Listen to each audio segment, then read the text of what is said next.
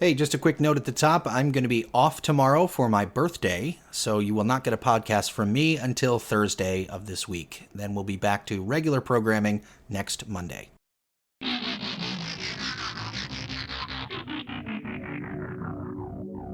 Hello and welcome to What the F*** Just Happened Today, your essential guide to the daily shock and awe in national politics. I'm Joe Amditis. Let's get to it. It's Tuesday, January 23rd, 2024. Welcome to day 1099. Nikki Haley vowed to continue her presidential campaign even if Donald Trump wins New Hampshire's first-in-the-nation Republican primary, saying this has always been a marathon, it's never been a sprint. Most polls, however, show Haley trailing Trump by double digits going into today's primary.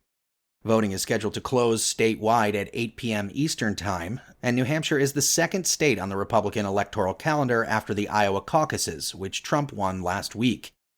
Republicans in Nevada will hold their caucuses on February 8th, followed by South Carolina's primary on February 24th. Meanwhile, Florida Governor Ron DeSantis, who recently ended his 2024 presidential campaign and endorsed Trump, suggested that he would veto a proposed Republican bill that would use taxpayer money to help pay Trump's legal bills.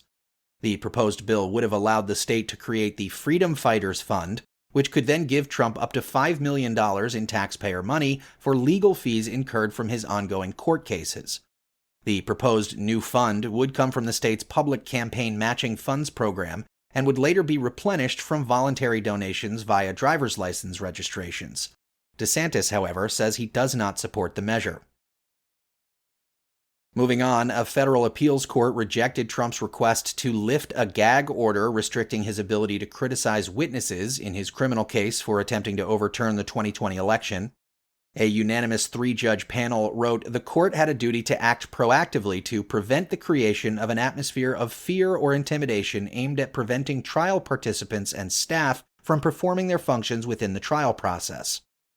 The gag order was initially imposed by Judge Tanya Chutkin in October in response to concerns from special counsel Jack Smith that Trump's threats to witnesses, attorneys, and court personnel could taint the proceedings, as well as intimidate witnesses and influence jurors. A three-judge panel upheld the gag order last month, but narrowed the restrictions when it comes to speaking about witnesses in the case. However, it did free Trump to publicly criticize Smith. Trump can now take his appeal to the Supreme Court. Moving on, Israel proposed allowing Hamas senior leaders to leave Gaza as part of an agreement for a 2-month ceasefire in exchange for the release of all remaining hostages. Pressure is building on Israeli Prime Minister Benjamin Netanyahu to resolve his nearly 4-month war, which has failed to capture or kill most of Hamas's senior leaders in Gaza and has left around 70% of Hamas's fighting force intact, this according to Israel's own estimates. International calls for a two-state solution have also intensified, which Netanyahu has repeatedly rejected. Meanwhile, Israel's military said 24 soldiers were killed in the Gaza Strip, the deadliest day for Israel's forces since the war began, and they were killed while trying to demolish part of a Palestinian neighborhood to create what they described as a security zone between Gaza and Israel. The so-called buffer zone would be about a half-mile wide and would run along the entire length of Israel's roughly 36-mile border with Gaza. Since October 7th, more than 25,000 people have been killed in Gaza, more than 62,000 have been injured, and more than 1.9 million Palestinians have been displaced. At the same time, nearly the entire population of the Gaza Strip is facing a humanitarian crisis, and more than 500,000 people in the territory face catastrophic hunger.